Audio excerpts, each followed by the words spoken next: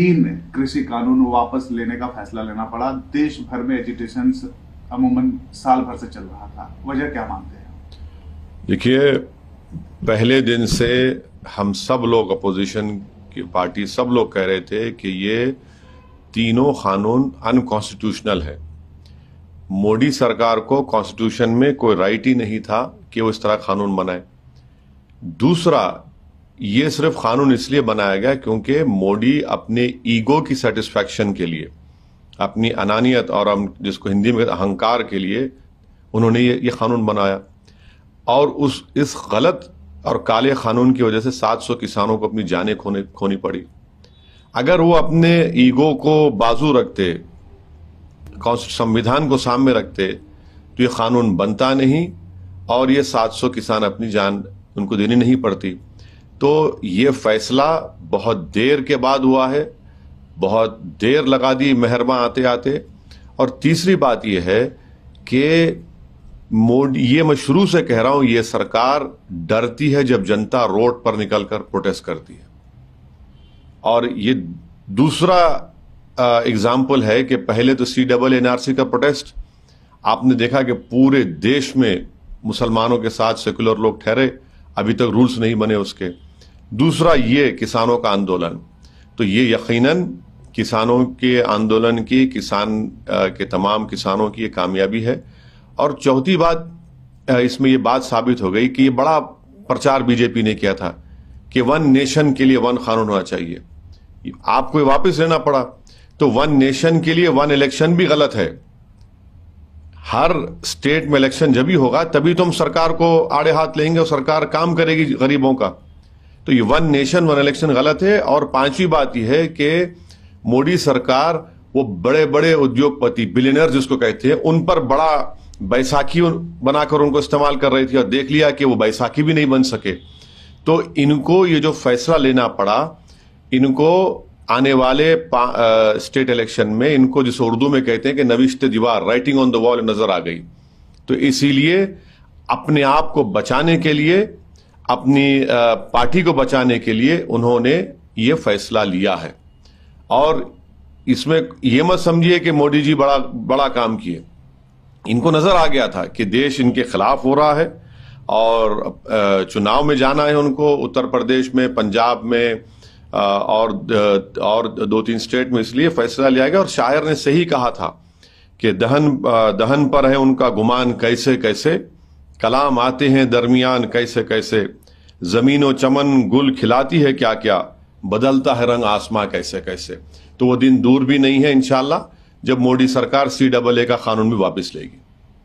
आप चाहते हैं कि जो कानून बने? नहीं, ये सब अनकॉन्स्टिट्यूशनल है ना, ये सब अनकॉन्स्टिट्यूशनल कानून है।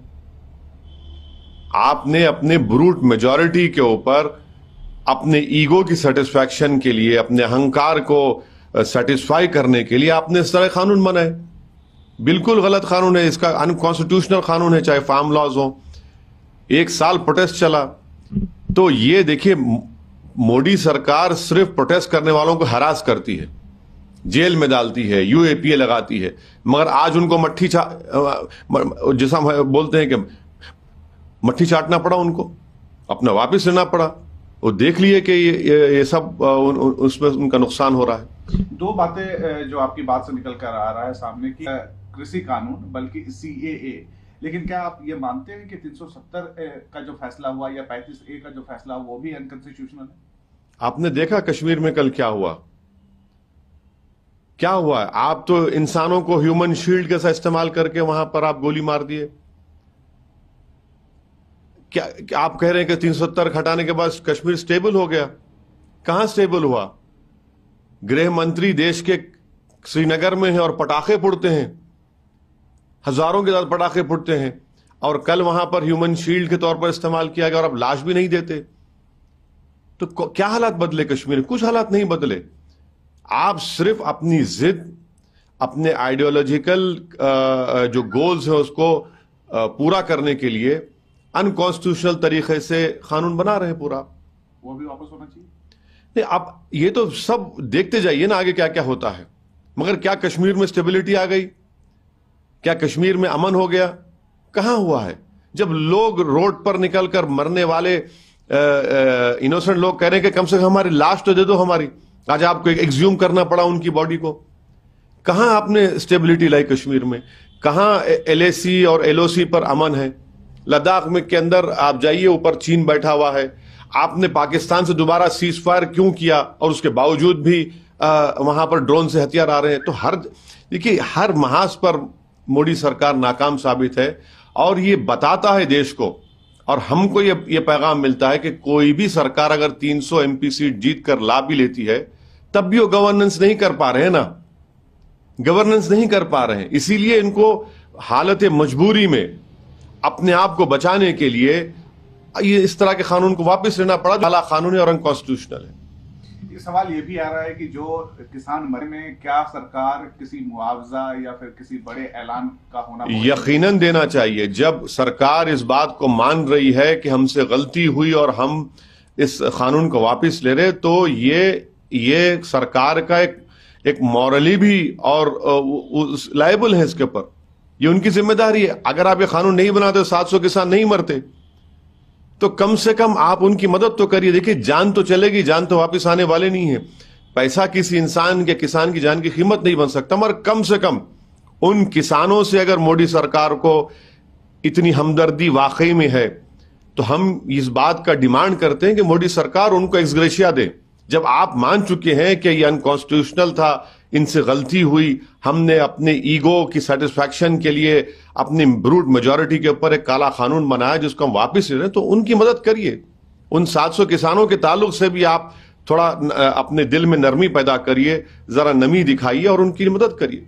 और लखीमपुर खीरी में जो हुआ, लखीमपुर खीरी में तो वो तो मंत्री बने बैठे हैं, उनका बेटा जेल में है जिसने उन किसानों को मारा। आप मंत्री पद पे कैसा रहेगा, कैसे इंसाफ होगा उन किसानों से, जो 4 किसानों से जिसको मंत्री के बेटे ने अपनी गाड़ी से रौंद दिया, अपनी राइफल से उन पर गोली चलाई। अगर सुप्रीम कोर्ट सोमोटो नहीं लेता तो वो बेटा भी गिरफ्तार नहीं होता। तो ये भी तो देखना पड़ेगा ना। कानून वापस जैसे लिए हैं, क्या मंत्रालय गृह मंत्री का?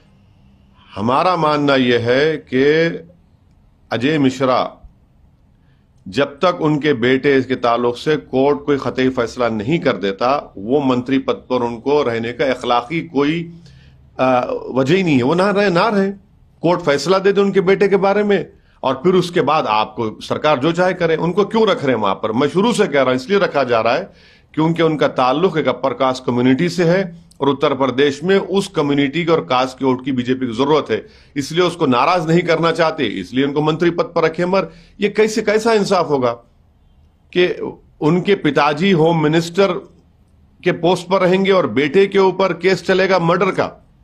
ये तो सुप्रीम कोर्ट के सोमोटो लेने से ही तो इतनी बात आगे बढ़ी, वरना वो तो वहीं खत्म हो जाता। चलिए, वैसे जी आपसे एक सवाल है कि जब इतना किया है तो क्या ये हम उम्मीद करें कि जो किसान प्रदर्शन में बैठे हैं वो वापस जाएंगे अपने घर?